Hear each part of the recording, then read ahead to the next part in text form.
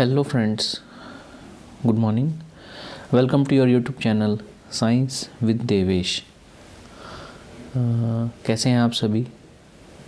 अभी इस ninth class की सीरीज़ में, in this ninth class series we are discussing the chapter atoms and molecules. इस chapter की हम डिस्कशन कर रहे थे और इसी डिस्कशन को कंटिन्यू करते हुए आज हम मिले हैं। अब तक हमने जिन बातों के ऊपर डिस्कस किया था वो बातें क्या क्या थी? सबसे पहले हमने एटम के बारे में डिस्कस किया था। किसी भी सब्सटेंस की जब इंडिविजिबल फॉर्म आ जाती है, इंडिविजिबल फॉर्म का मतलब कि आगे फर्दर उसको हम डिवाइड नहीं कर सकते, तो उस इंडिविजिबल फॉर्म को ही एटम बोला जाता है। सेम टाइप के जो सब्सटेंस होते हैं उनके एटम्स भी सेम होते हैं, और डिफरेंट टाइप के सब्सटेंस में जो एटम है वो क्या होते हैं, वो डिफरेंट होते हैं। ओके, सेम टाइप के सब्सटेंस में सेम एटम्स होते हैं और डिफरेंट टाइप के सब्सटेंस में डिफरेंट एटम्स होते हैं। ये भी हमने डिस्कस किया था। फिर कौन कौन से साइंटिस्ट ने एटम के बारे में क्या क्या बताया, डाल्टन ने क्या कहा, वो सब हमने डिस्कस किया था। फिर हमने ये देखा था कि कुछ एलिमेंट्स ऐसे होते हैं जो सिंगल फॉर्म में एग्जिस्ट करते ही नहीं हैं।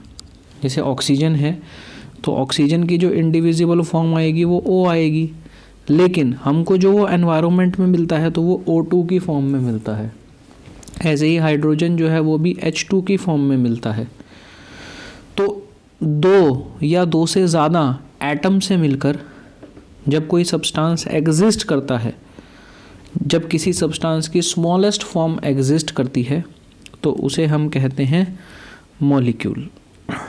ओके, इसी के साथ साथ जो एटम होता है, हर एक एटम का कुछ मास भी होता है।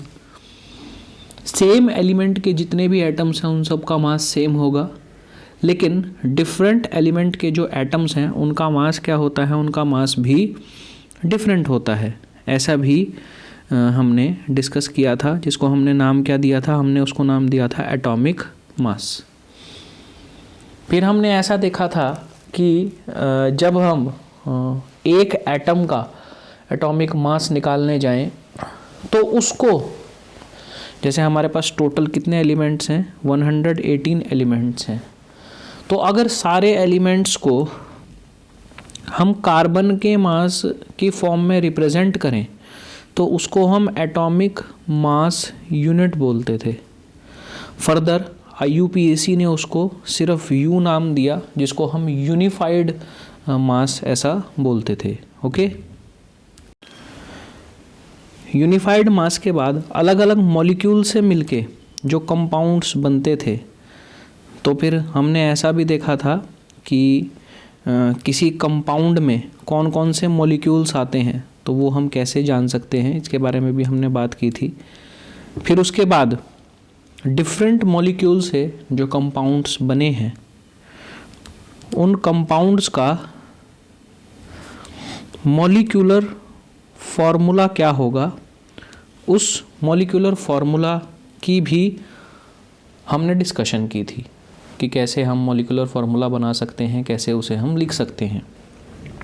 ओके, तो उसी सीरीज़ में आगे जाकर हमने बात की थी आयंस की।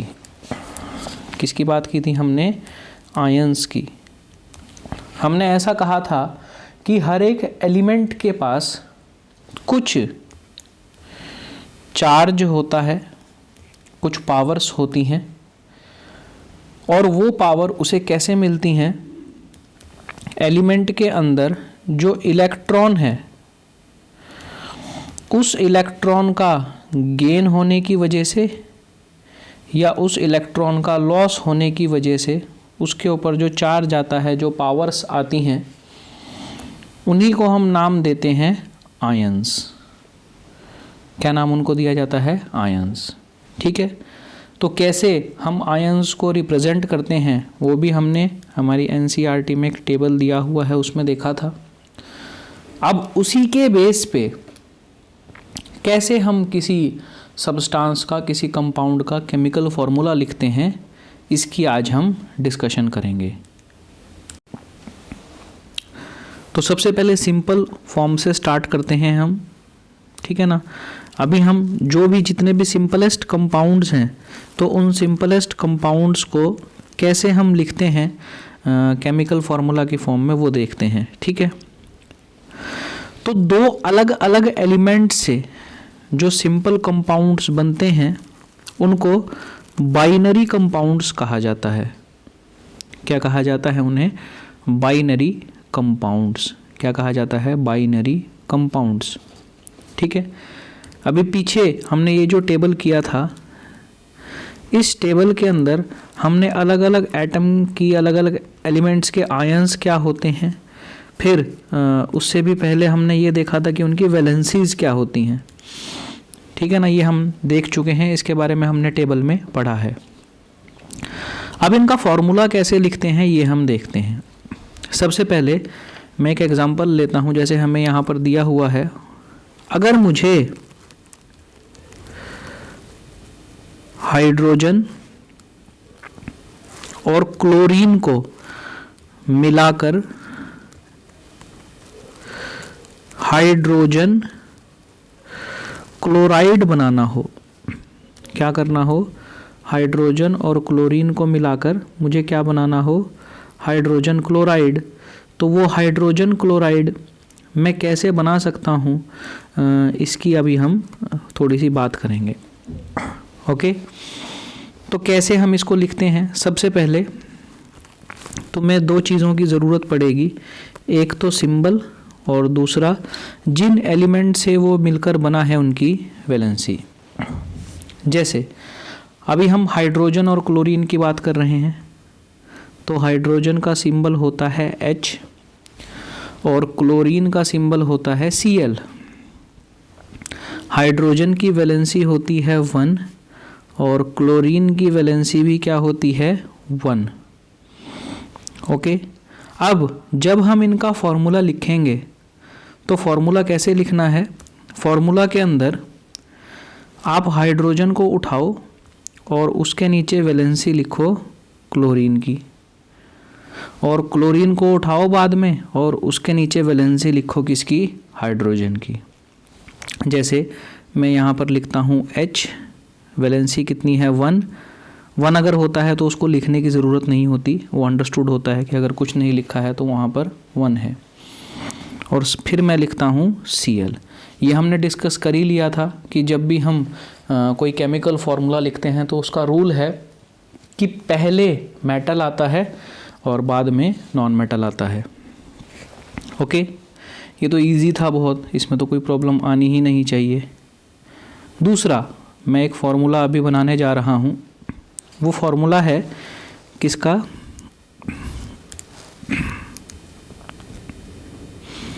हाइड्रोजन सल्फाइड का। किसका है? हाइड्रोजन सल्फाइड का, ओके। तो सबसे पहले मुझे जिस जिस चीज़ की ज़रूरत है, यहाँ तो मुझे चाहिए इसका सिंबल और एक मुझे चाहिए इसकी वैलेंसी, ओके। देखते हैं फिर। हाइड्रोजन का सिंबल क्या होता है? H। सल्फाइड का सिंबल क्या होता है? S। हाइड्रोजन की वैलेंसी होती है 1 और सल्फाइड की वैलेंसी होती है 2।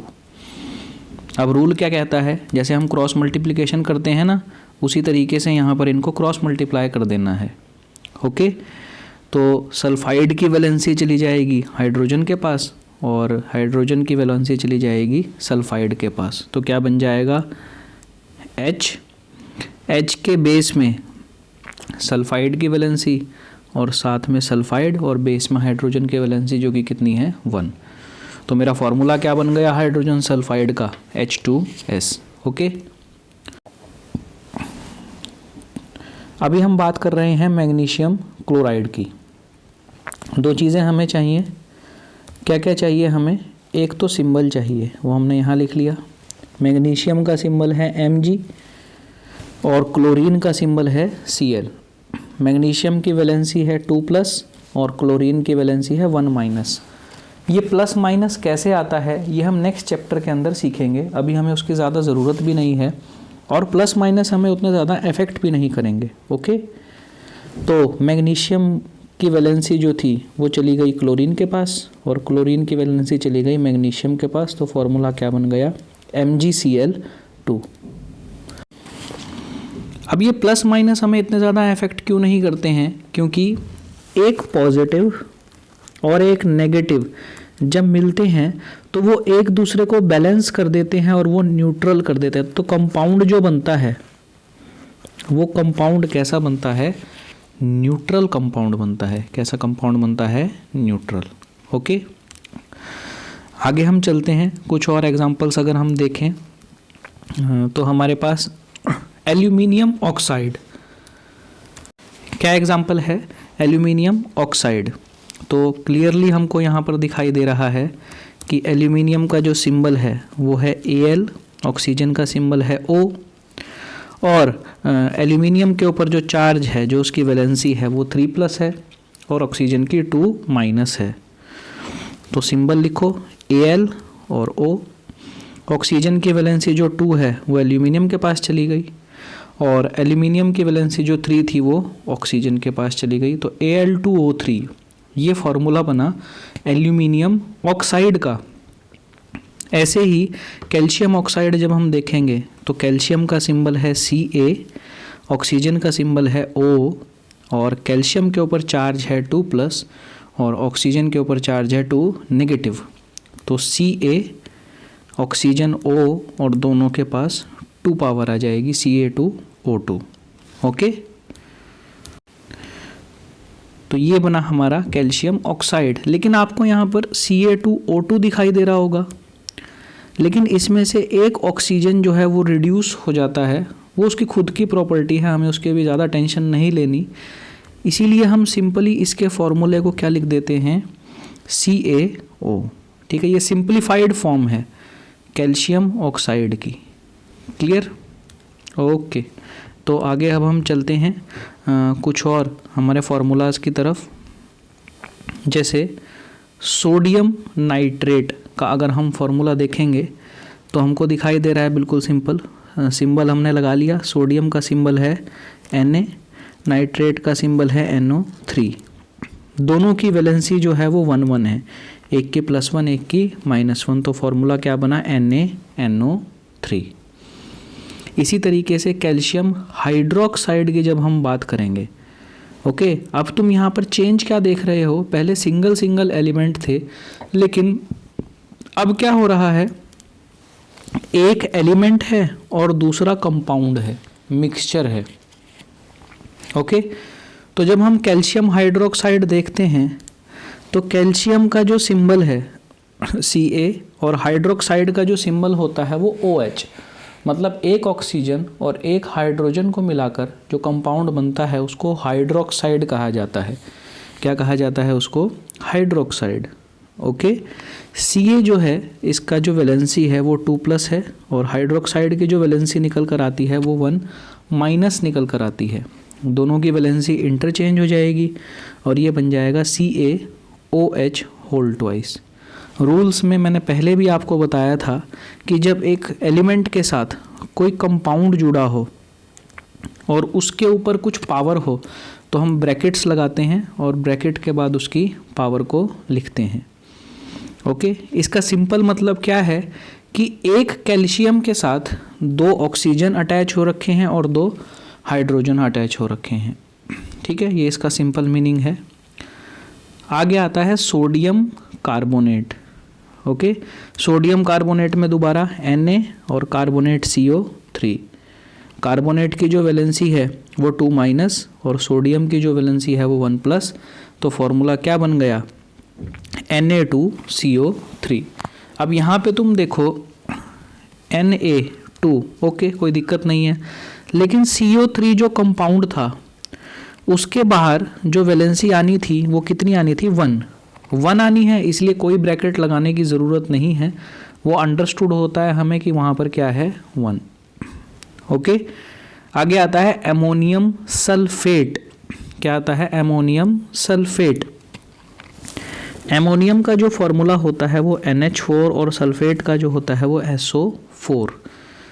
एमोनियम की वैलेंसी 1 और सल्फेट की वैलेंसी 2-। ओके, तो NH4 ब्रैकेट लगाकर होल ट्वाइस बन जाता है और SO4 क्योंकि 1 वैलेंसी है तो कोई ब्रैकेट लगाने की ज़रूरत नहीं है। तो ये हमारे पास कुछ एग्जाम्पल्स थे जिन एग्जाम्पल्स के थ्रू हमने रूल्स को समझने की कोशिश करी कि कैसे हम किसी कंपाउंड का फॉर्मूला जो है वो लिखते हैं। तो इन सारे कंपाउंड्स को, ठीक है ना, आप लिख के उनकी प्रैक्टिस कीजिए। उसके लिए आपको सिंबल्स याद होने चाहिए, उनके आयंस याद होने चाहिए। नेक्स्ट चैप्टर के अंदर मैं आपको एक रूल भी बता दूंगा जिससे आप आयंस उनके पहचान भी सकते हो।